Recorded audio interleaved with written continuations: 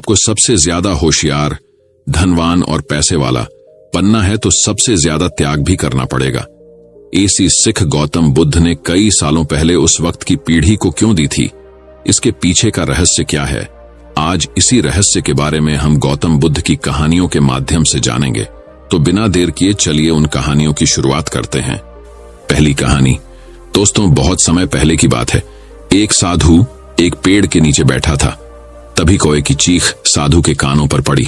साधु ने सिर उठाया और देखा एक रेवण रो रहा था।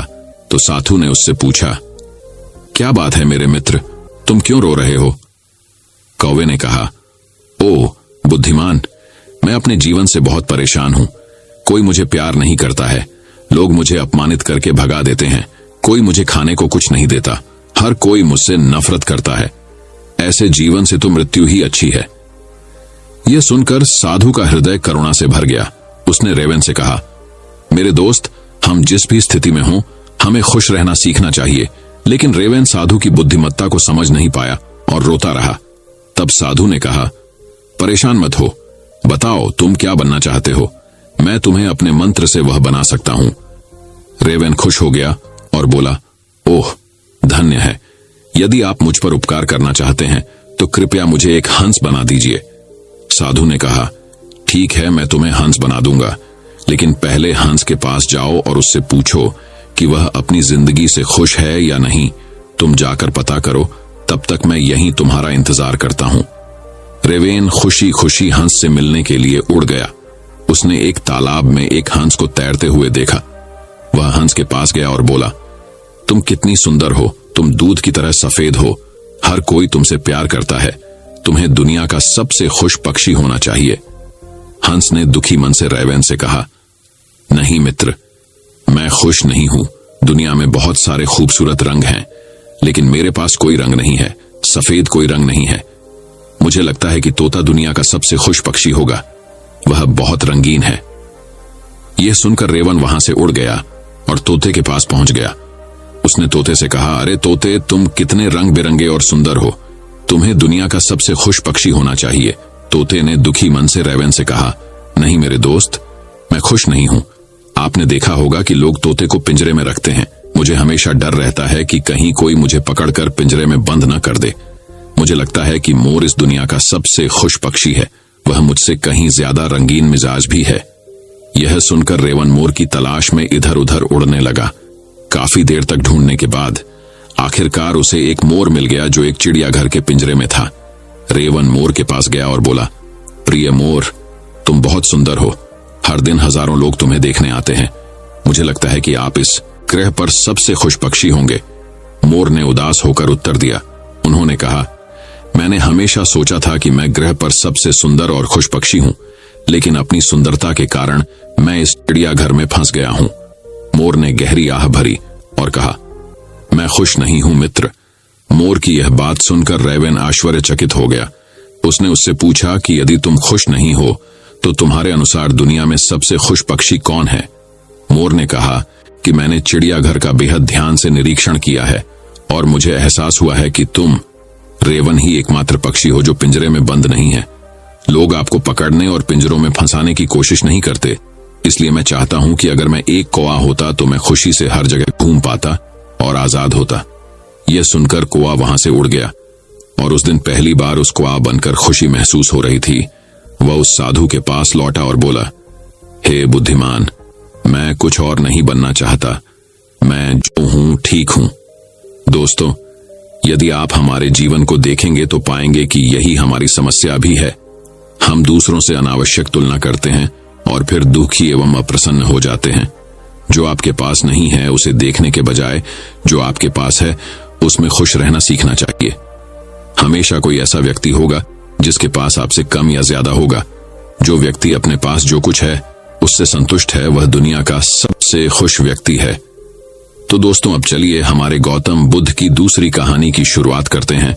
दूसरी कहानी, कुछ समय पहले एक साधु रहता था जो बहुत आलसी था और दुर्भाग्य से वह गरीब था। उसका सपना था कि वो सबसे अमीर बने, लेकिन वह पैसे कमाने के लिए दूसरों के लिए काम करने को तैयार नहीं था। वह अमीर बनने के अपने सपनों के बारे में हर किसी से यहां तक कि अजनबियों से भी बात करता था। जब उन्होंने उससे पूछा कि वह अपना सपना कैसे हासिल करेगा, तो वह हमेशा इस योजना या उस योजना के बारे में बात करता था। भिक्षु विचारों से भरा था, लेकिन कार्य नैतिकता नहीं थी। इस प्रकार भिक्षु द्वारा भोजन और पैसे की भीख मांगते हुए कई दिन बीत गए, और जब भी कोई उसे अपने समय का 1 या 2 मिनट देता था, तो भिक्षु अपने विचारों को समझाना शुरू कर देता था और बताता था कि गरीब होने के कारण वह कितना बदकिस्मत था। लेकिन उसने कभी कोई कार्रवाई नहीं की। एक दिन एक अजनबी ने आलसी भिक्षुओं के महान विचारों और उनके दुर्भाग्य को सुनते हुए उन्हें दूध का एक बर्तन देने का फैसला किया। साधु अत्यंत प्रसन्न हुआ और दही जमाने की योजना बनाकर दूध का बर्तन लेकर घर चला गया। जब वह अपने छोटे से घर में आया तो उसने सब कुछ तैयार किया ताकि दूध दही में बदल जाए, और कड़ी मेहनत करने के बाद भिक्षु कुछ आराम करने के लिए लेट गया। जल्द ही वह दिवास्वप्न देखने लगा कि वह कैसे अमीर बनेगा। सुबह तक दूध का बर्तन जम जाएगा, वह दही में बदल जाएगा। मैं दही को मथूंगा और उससे मक्खन बनाऊंगा। मैं मक्खन गर्म करूंगा और उससे घी बनाऊंगा। फिर मैं उस बाजार में जाऊंगा और उस घी को बेचूंगा और कुछ पैसे कमाऊंगा। उस पैसे से मैं एक मुर्गी खरीदूंगा। मुर्गी बहुत सारे अंडे देगी, जिनसे छोटी छोटी मुर्गियां निकलेंगी, और मेरे पास बहुत सारी मुर्गियां होंगी। ये मुर्गियां बदले में सैकड़ों अंडे देंगी, और जल्द ही मेरा अपना एक पोल्ट्री फार्म होगा। फिर मैं सारी मुर्गियां बेच दूंगा और कुछ गायें खरीद लूंगा और एक दूध डेयरी खोलूंगा। नगर के सभी लोग मुझसे दूध खरीदेंगे और मैं बहुत अमीर हो जाऊंगा। तब मैं एक आभूषण की दुकान खोलूंगा और राजा और बाकी राजघराने और उच्च समाज के लोग मुझसे सारे गहने खरीद लेंगे। मैं इतना अमीर हो जाऊंगा कि एक अमीर परिवार की बेहद खूबसूरत लड़की से शादी कर सकूंगा। जल्द ही मेरा एक सुंदर बेटा होगा और मैं उसे सिखा सकूंगा कि सफल कैसे हुआ जाए। लेकिन अगर उसने कोई शरारत की तो मुझे बहुत गुस्सा आएगा और उसे सबक सिखाने के लिए मैं उसे एक बड़े डंडे से मारूंगा। क्योंकि आलसी साधु अपने दिवास्वप्न में इतना व्यस्त था कि उसने अपनी रसोई में अपने सोफ के पास रखी छड़ी उठा ली और रसोई में चारों ओर दुष्टतापूर्वक मारना शुरू कर दिया, यह कल्पना करते हुए कि वह कैसे अपने बेटे को सबक सिखा रहा है। दुर्भाग्य से आलसी साधु ने किसी बात को लेकर उत्साहित होते हुए अंततः कार्रवाई करते हुए दूध के बर्तन पर छड़ी से प्रहार किया और बर्तन को तोड़ दिया। तो भिक्षु ने अपना दिन बिना अपना सपना सच हुए, बिना भोजन के और गंदी रसोई के साथ यह सोचते हुए समाप्त कर दिया। काश दोस्तों, यदि आप कार्य नहीं करते हैं तो सपने देखने, योजना बनाने और सीखने का कोई मतलब नहीं है। ऐसे बहुत से लोग हैं जिनके पास महान विचार हैं, जो तभी सफल होंगे जब वे उन पर अमल करेंगे। लेकिन कई लोग डर, अपने आराम क्षेत्र या साथियों के दबाव के कारण ऐसा नहीं करते हैं। उनमें से एक मत बनो। अपना जुनून ढूंढें, एक योजना बनाएं और कार्रवाई करें। जब तक आप इसे पूरा न कर लें, रुकें नहीं। कुछ लोग तुरंत परिणाम न देख पाने के कारण हार मान लेते हैं। याद रखें, धीमी प्रगति अभी भी प्रगति है और पर्याप्त समय के साथ एक कंकड़ भर एक पत्थर पहाड़ बन सकता है। दोस्तों, अब चलिए हमारे गौतम बुद्ध की तीसरी कहानी की शुरुआत करते हैं। तीसरी कहानी, ज्यादा अच्छे मत बनो, नहीं तो हमेशा दुखी रहोगे। मानव स्वभाव पर बुद्ध कहानी। आचार्य चाणक्य ने कहा था कि इंसान को ज्यादा सीधा भी नहीं होना चाहिए, क्योंकि अगर हम जंगल में जाकर देखें तो जान पाएंगे कि सीधे पेड़ काट दिए जाते हैं, जबकि टेढ़े मेढ़े पेड़ छोड़ दिए जाते हैं। तो आज की हमारी वीडियो भी इसी बारे में है कि ज्यादा अच्छा बना बुरा क्यों होता है, और आखिर क्यों एक अच्छा इंसान हमेशा दुखी और परेशान रहता है। तो ये सब हम जानेंगे एक कहानी के माध्यम से। एक बार एक व्यक्ति बौद्ध भिक्षु के पास आता है और कहता है, मास्टर, मैं एक बहुत ही सीधा और अच्छा व्यक्ति हूं। इतना सीधा कि शायद ही आपने आज से पहले ही मुझसे सीधा व्यक्ति देखा होगा।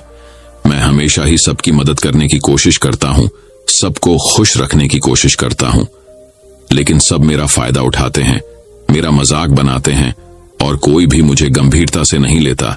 यहां तक कि मेरे घर वाले भी मेरी इज्जत नहीं करते और न ही घर के किसी महत्वपूर्ण काम में मेरी राय लेते, जबकि अपने दोनों भाइयों की तुलना में मैं सबसे ज्यादा काम भी करता हूं, घर वालों की बात भी मानता हूं, माँ बाप की सेवा भी करता हूं और घर के सभी लोगों को खुश रखने की कोशिश करता हूं। लेकिन मेरी भावनाओं को कोई भी नहीं समझता, सब मेरा फायदा उठाते हैं। आखिर मेरे साथ ही ऐसा क्यों होता है? व्यक्ति की पूरी बात ध्यान से सुनने के बाद बौद्ध भिक्षु बोले, किसने कहा कि तुम एक सीधे और अच्छे व्यक्ति हो? असल में तुम एक अच्छे व्यक्ति होने का दिखावा कर रहे हो। ये सुन उस व्यक्ति को बुरा महसूस हुआ, लेकिन वो फिर भी बौद्ध भिक्षु की बात सुनता रहा। बौद्ध भिक्षु ने उससे पूछा, अच्छा बताओ कि तुम हर व्यक्ति की मदद क्यों करना चाहते हो? क्यों तुम सबको खुश रखने की कोशिश करते हो? व्यक्ति ने कहा, ताकि सामने वाला मुझे भी खुश रखे, मेरी बात माने, मेरी इज्जत करे, मेरी भावनाओं को समझे और मुझे एक अच्छा इंसान माने। बौद्ध भिक्षु ने कहा, बस यही तुम्हारी समस्या है कि तुम दूसरों को खुश रखने का प्रयास कर रहे हो ताकि वो भी तुम्हें खुश रखे। तुम अपनी खुशी दूसरों के अंदर ढूंढ रहे हो। तुम दूसरों की नजरों में अच्छा और खुद की तारीफ सुनने के लिए सामने वाली की जी हुजूरी कर रहे हो और फिर उम्मीद कर रहे हो कि सामने वाला भी तुम्हारे साथ ऐसा ही व्यवहार करेगा। तो ऐसा नहीं होता, क्योंकि कोई भी ऐसे व्यक्ति को गंभीरता से नहीं लेता जो लोगों की हर बात में हौ मिलाता है।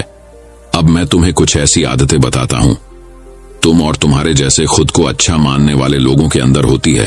पहली आदत, खुद को अच्छा मानने वाले लोग ये दिखाने की कोशिश करते हैं कि वो लोगों का ध्यान रखते हैं, उन्हें लोगों की चिंता है, इसीलिए वह सबकी मदद करने पहुंच जाते हैं, फिर चाहे सामने वाले को उनकी मदद की जरूरत हो या ना हो।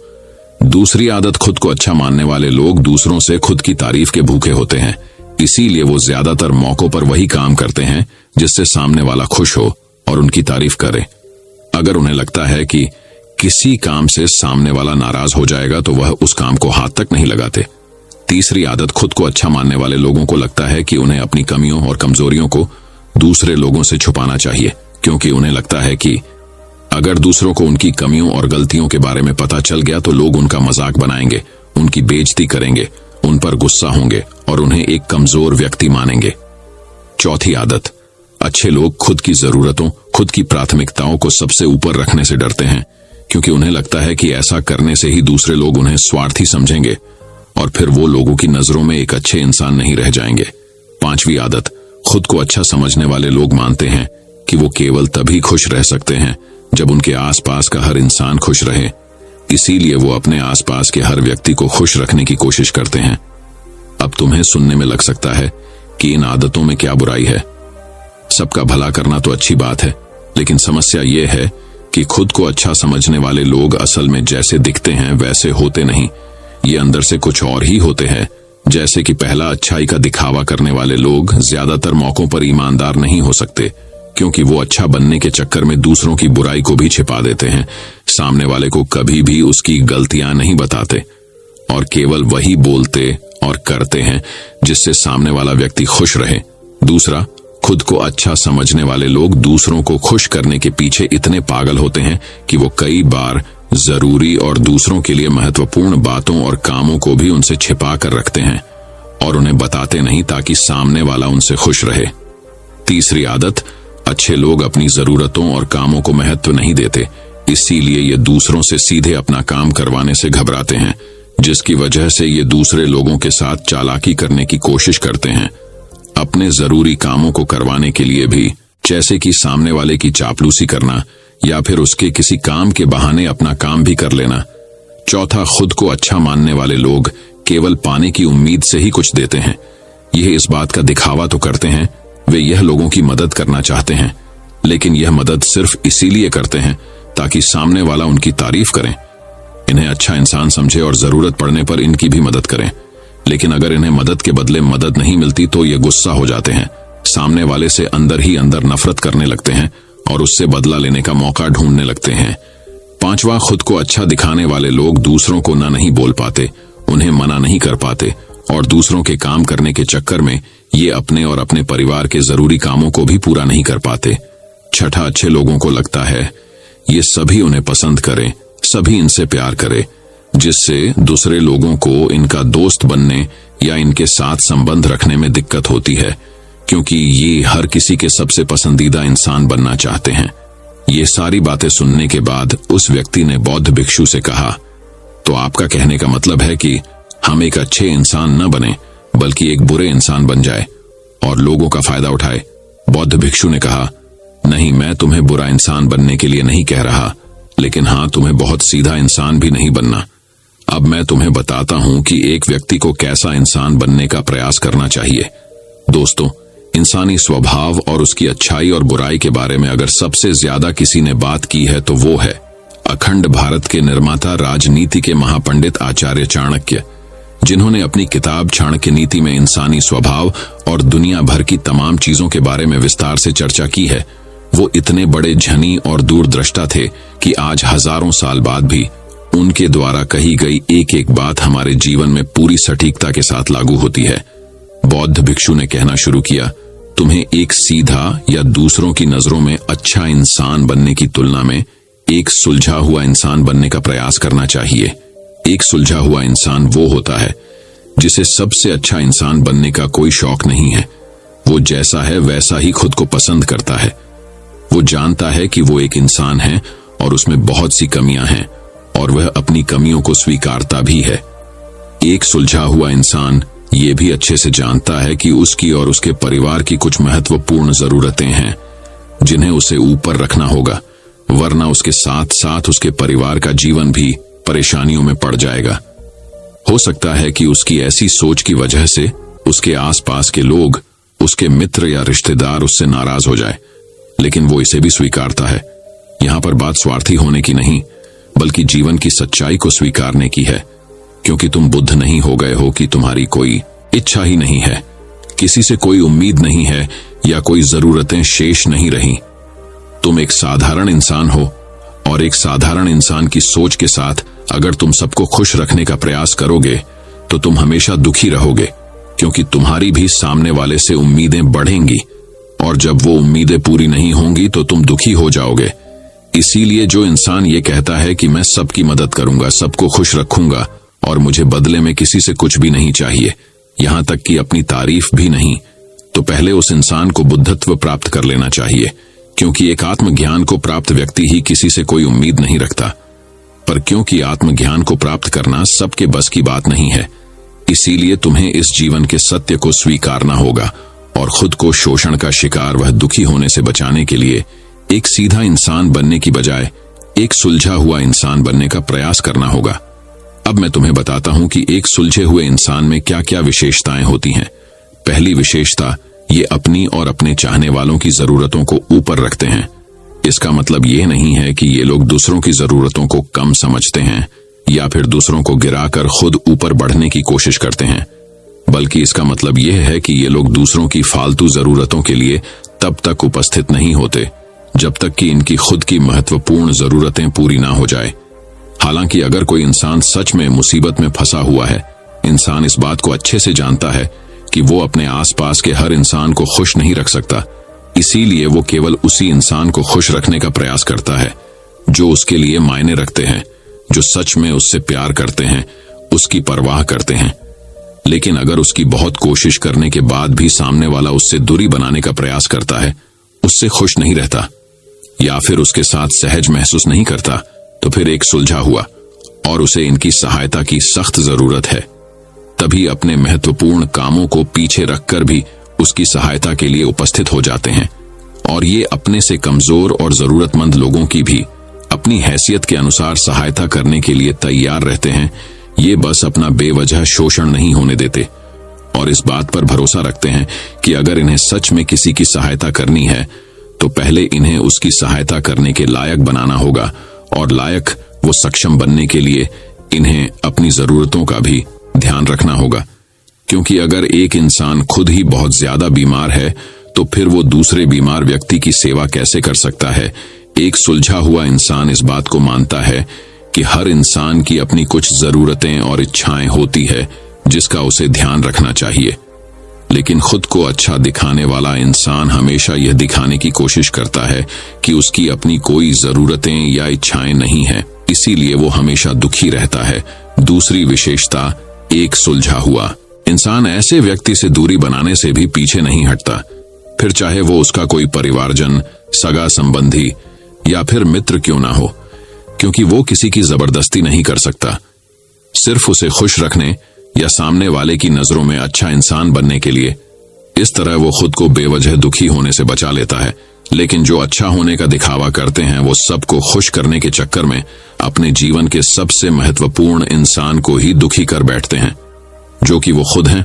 तीसरी विशेषता, एक सुलझा हुआ इंसान वैसा जीवन जीने का प्रयास करता है जैसा वो जीना चाहता है।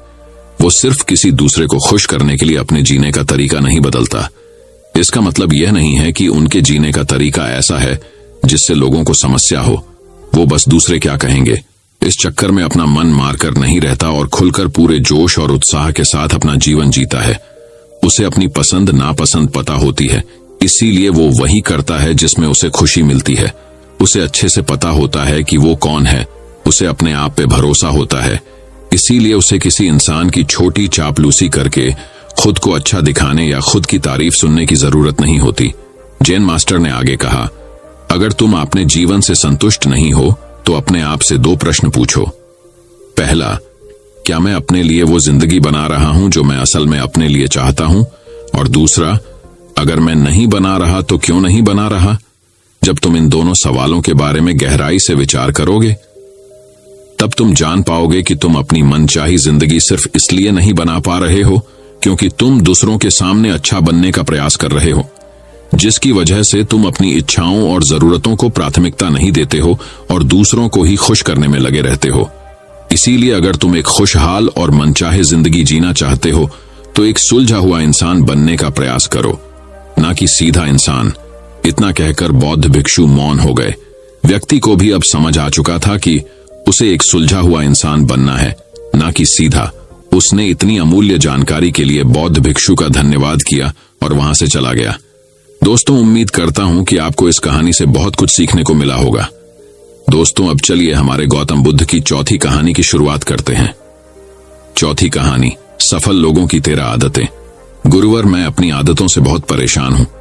मैं करना तो बहुत कुछ चाहता हूं, लेकिन कुछ भी नहीं कर पा रहा। मैं सफलता की ऊंचाइयों को छूना चाहता हूं, लेकिन अपनी आदत से मजबूर हूं। और सच कहूं तो मुझे यह भी नहीं पता कि सफल होने के लिए मेरे अंदर किन गुणों का होना आवश्यक है। तो उन गुणों के बारे में जानने के लिए ही मैं आपके पास आया हूं। कृपया मेरा मार्गदर्शन करें, बौद्ध भिक्षु ने कहा। जिस तरह से हम बुरी आदतों से मजबूर होते हैं, उसी तरह से अगर हमने अच्छी आदतें अपना ली तो हम अच्छी आदतों से भी मजबूर हो जाएंगे। और यकीन मानो, अच्छी आदतें बहुत कुछ हासिल करवाने में मदद करेगी। आज मैं तुम्हें जिंदगी में 13 ऐसी सफल आदतों के बारे में बताऊंगा जो तुम्हें सफल और सबसे अलग बना सकती हैं, तुम्हें मनचाही सफलता दिला सकती है, और तुम अपने जीवन में जो कुछ भी बनाना चाहते हो वह तुम्हें बड़ी आसानी से हासिल कर सकते हो। मेरी बातों को बस यूं ही सुनकर मत जाने देना, बल्कि इन सभी 13 सफल आदतों को अपने दिमाग में अच्छे से बैठा लेना और धीरे धीरे उन्हें अपने जीवन में उतारना शुरू कर देना। क्योंकि यह आदत न केवल तुम्हें सफलता दिलाएगी, बल्कि एक ऐसा इंसान ही बनाएगी जिसे देखकर लोग यही बोलेंगे कि मैं भी इस इंसान के जैसा बनना चाहता हूं। पहली आदत, सुबह जल्दी उठने की आदत। सुबह जल्दी उठने की आदत डालो अगर दुनिया की कोई सफल और सबसे अच्छी आदत है जिसका हर सफल इंसान पालन करते हैं। सुबह सुबह अपने दिन को शानदार बनाने के लिए काम करना शुरू कर देते हो तो यकीन मानो पूरे दिन में ऐसी कोई चुनौती नहीं होगी जिसे तुम ना सको। तुम्हारा सुबह उठना ये दिखाता है कि तुम्हारे अंदर कितनी इच्छा शक्ति है, तुम्हारे लिए तुम्हारे लक्ष्यों को हासिल करना कितना मायने रखता है। सुबह जल्दी उठने का मतलब है ज्यादा समय, ज्यादा ऊर्जा, ज्यादा प्रयास, जो कि तुम्हें जिंदगी में हमेशा दूसरों से ज्यादा ही दिलाएगा।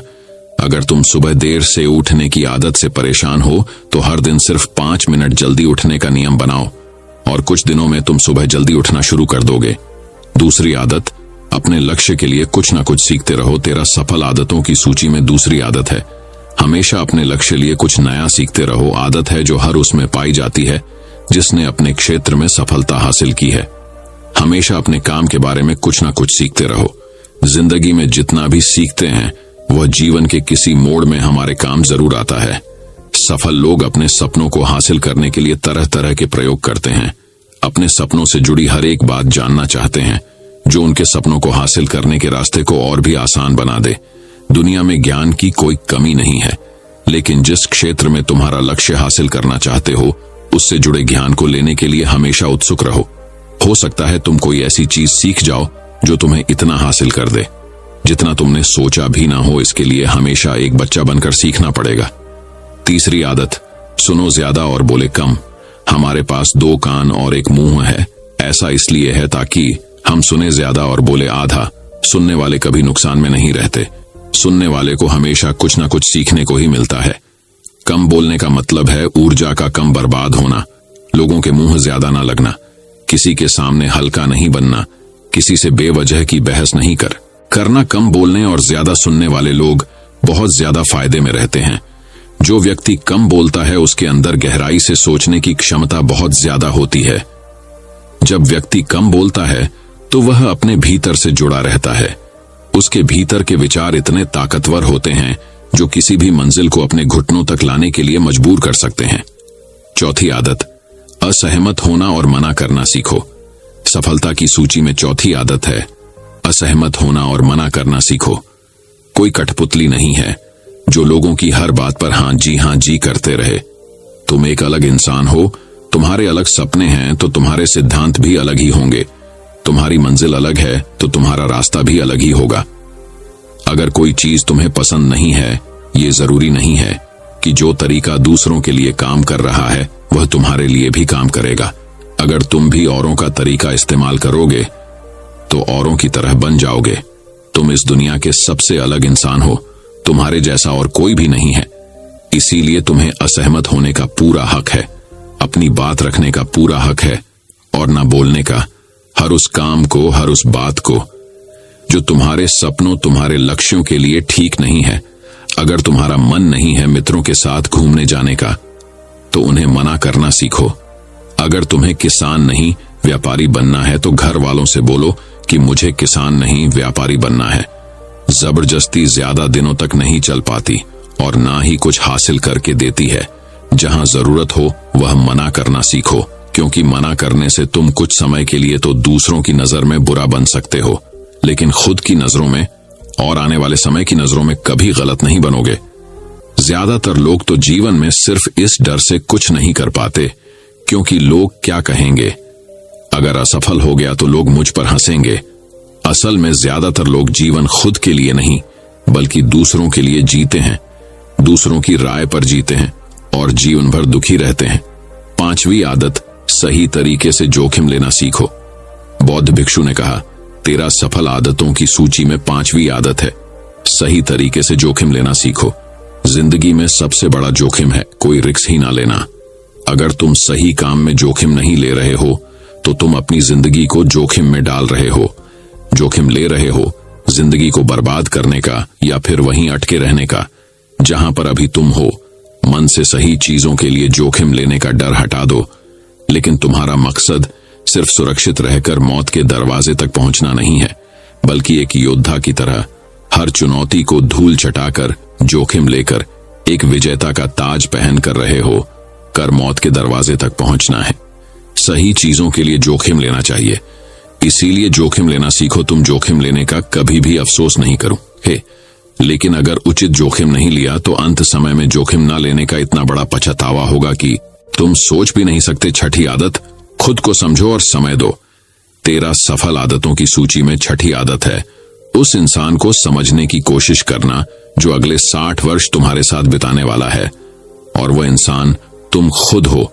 अपने आप को कितना समय देते हो, अपने अतीत की गलतियों से कितना सीखते हो, तुम अपने वर्तमान को सुधारने के लिए क्या करते हो, अपने भविष्य क्या सोचते हो कि तुम्हारी जिंदगी में क्या चल रहा है। मैं कहां से आया हूं, अभी मैं कहां हूं और आगे मुझे कहां जाना है।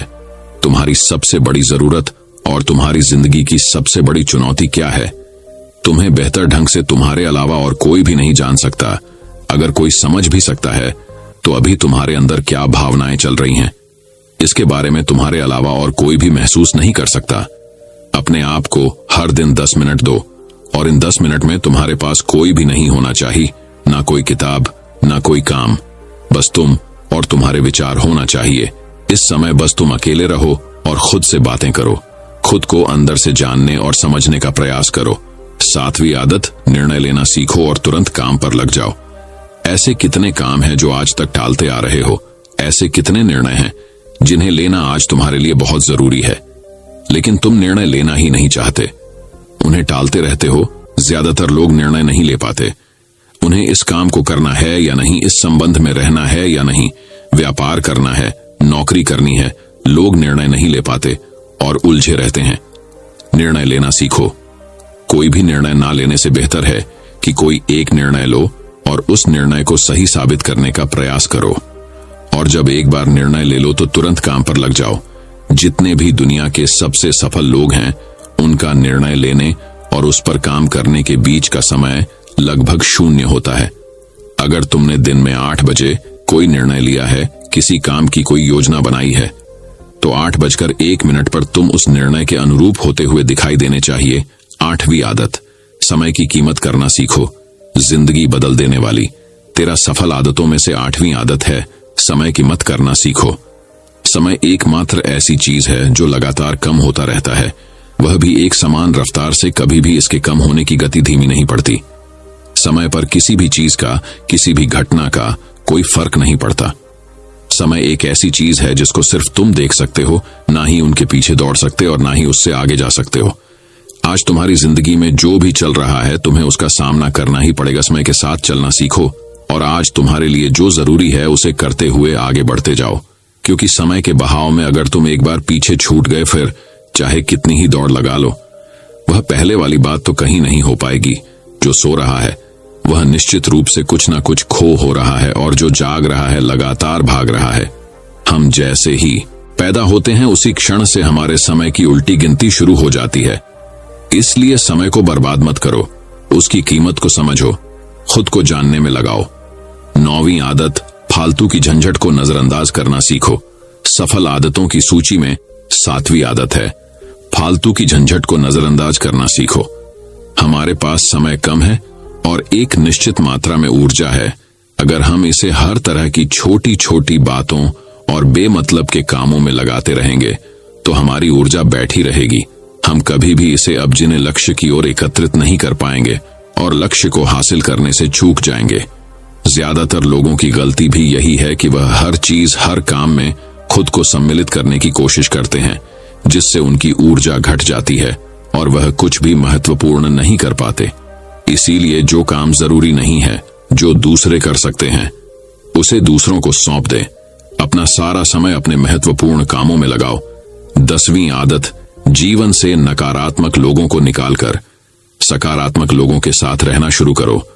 अपने जीवन से नकारात्मक लोगों को निकालकर सकारात्मक लोगों के साथ रहना शुरू करो।